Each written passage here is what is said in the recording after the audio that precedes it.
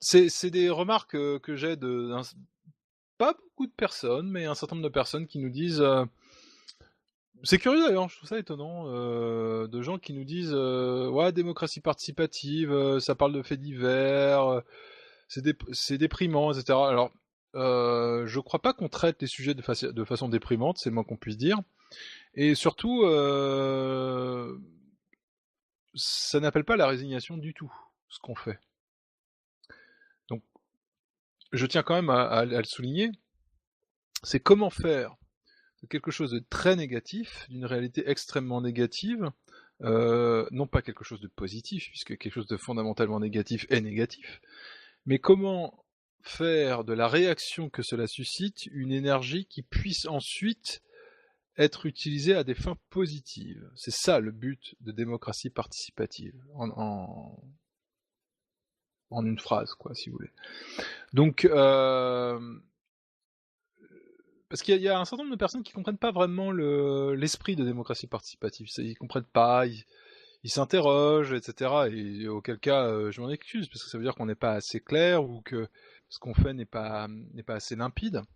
Mais le but de démocratie participative, c'est dans ce qu'on est en train de vivre, ce que tout le monde vit, ce que chacun d'entre nous vit ou a vécu.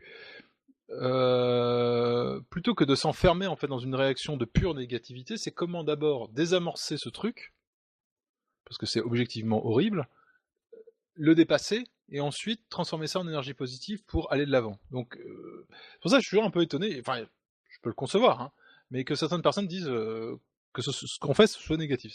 Ça me paraît bizarre, mais bon, auquel cas on essaiera de faire en sorte que ça le soit moins. Mais notre but c'est pas de cultiver les trucs ultra négatifs ou ultra glauques, pas du tout.